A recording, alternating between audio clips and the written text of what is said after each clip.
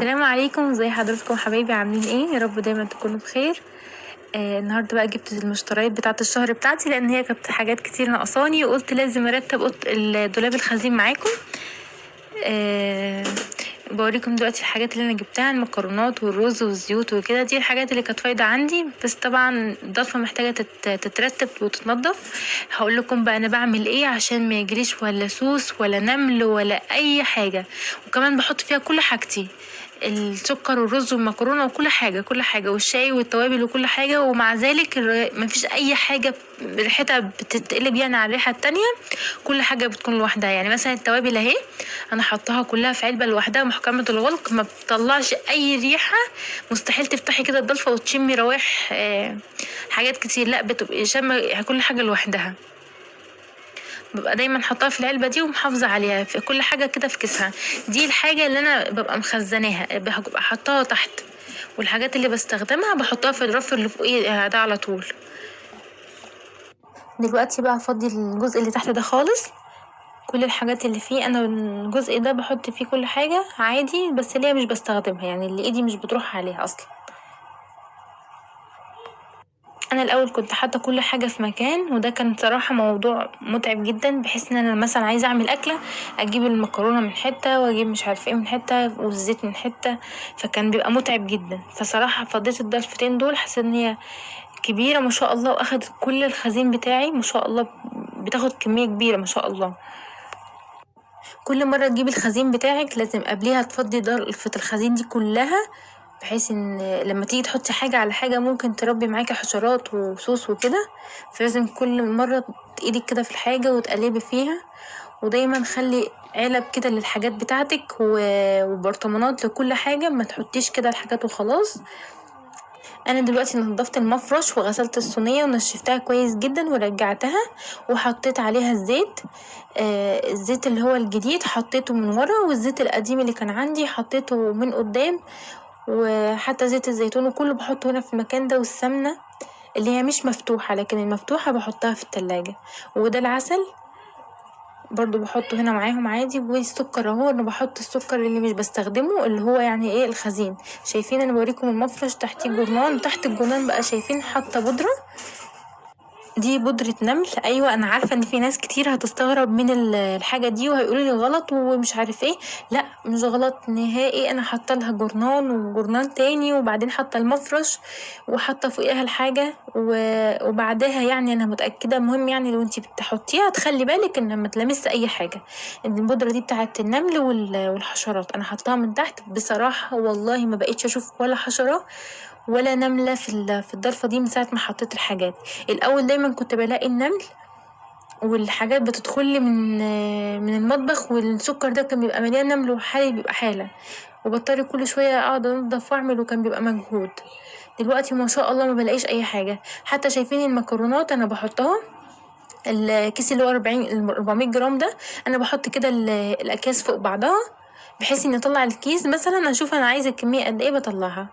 والمكرونة القلم دي انا فضيتها في العلبة، لاني كده كده بحتاج اعملها كمية كبيرة. وبقية المكرونات اللي مش محتاجة خالص شايفين انا بحطها اهو جنب السكر، بخلي بس يدوب على قد استخدامي مش اكتر ولا اقل. حتى ازازة الزيت اللي بستخدمها كنت الاول بحطها فوق على المطبخ، نظافة المطبخ يعني من فوق، بس كانت بتقعد تزيد بقى وتنقط نقط زيت وكده. فبقيت احط الازازة اللي بستخدمها اهو على الصينية برضو جنب الازايز، وحاطة تحتيها منديل، بحيث ان لو وقعت مني اي نقطة زيت غصب عني تكون ايه على المنديل مش على الصينية على طول. وحتى النعناع شايفين انا حطاه في كذا كيس جوه بعض، وحطاه جنب السكر، والدقيق كمان حطيته، والملح. صدقوني مفيش اي حاجة ريحتها بتقلب على التانية طول ما انتي مقفلاها كويس وحطاها في قلب علب وحاجة بتحافظ عليها. الترتيب ده لازم اعمله كده دوري دوري. انا ممكن ما اعملش اي حاجة في المطبخ، بس امسك الضرفتين دول انضفهم قبل ما احط اي حاجة جديدة جايباها، بحيث ان تبقى دايما نضيفة معايا. وحتى العدس اهو فضيت اللي انا محتاجاه في العلبة، كان عندي يعني متبقي مستخدمتهوش فخليته في العلبة.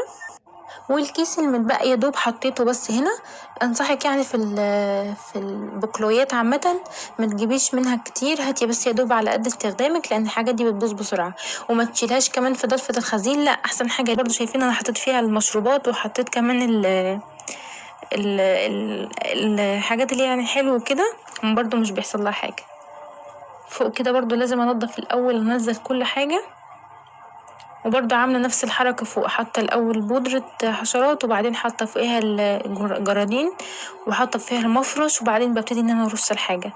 اهم حاجة بس حاولي انك تبقي مخلية بالك بحيث ان مفيش حاجة تيجي من البودرة على الاكل، وطول ما انتي محافظة متقلقيش من اي حاجة.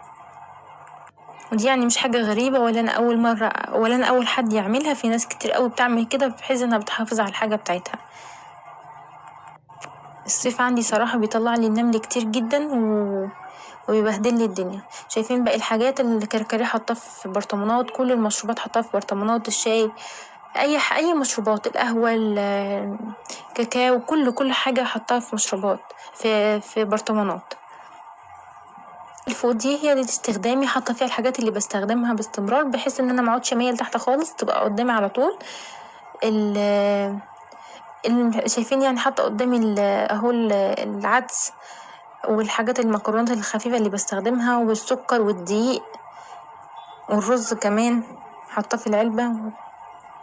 العلب دي خلاص فيها فاضية ده هملاها، والبرطمان العلبة الأخيرة دي جميلة اوي بحط فيها المشروبات بتبقى جميلة. شايفين تحت المفرش على طول شايفين الجرايد، أنا بس كده بمسح من فوق مش باجي جنبها. نضفت اهو المفرش ورجعته تاني زي ما كان، وهبتدي ان انا ارص عليه الحاجة. طبعا الحاجة دي انا بلمعها الاول قبل ما احطها وبغسلها، لان العلبة دي خلصت خلاص فضيت. بجيب السكر اللي كان عندي الاول بحطه اللي بستخدمه، بعدين الجديد ده بشيله واستخدمه لما القديم يخلص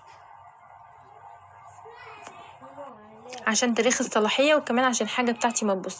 ودايما قبل ما تروحي تشتري الخزين بتاعك لازم تبصي الاول على الضلفة عندك ايه اللي فيها وايه اللي ناقصك تكتبيه. يعني انا عشان المرة دي كان عندي رز ما احتجتش ان انا اجيب رز، لان عندي خلاص عارفة انه هيكفيني الحمد لله. فقلت ايه اللي محتاجاه غيره، لقيت ان انا ناقص عندي المكرونة، ما كانش عندي مكرونة، ما كانش عندي زيت، ما كانش عندي دقيق. فقلت لا لازم الحاجات دي الاولويات اجيبها الاهم، ولما الرز يخلص ابقى اجيب. بس حتى النعناع هو حطاه في برطمان غير اللي انا شايلاه تحت، ده على قد الاستخدام اليومي يعني. وحتى علبة الدقيق حاطة معاها معلقة عشان لما اجي اخد منها ما بهدلش الدنيا.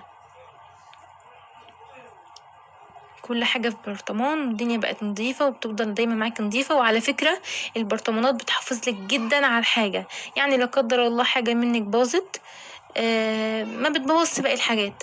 والباسكت الصغنن ده جميل جدا، حاطة فيه كل الحاجات اللي هي بتاعت الحلويات، زي مثلا البودرة، قصدي النشا، الكريم شانتيه، الخميرة، الفانيليا. والباسكت ده بحط فيه كل البواقي اللي هي الحاجات اللي بتكون في اكياس صغيرة فايضة مننا، غسلته ونضفته ونظمت فيه بقية الحاجات كده. خلاص اكون خلصت الضلفة ما شاء الله، الحاجات بقت جميلة ونظيفة. حطيلي بقى لايك واشتركي في القناة لو مش مشتركة عني. اشوفكم ان شاء الله بإذن الله فيديو جديد، مع السلامة.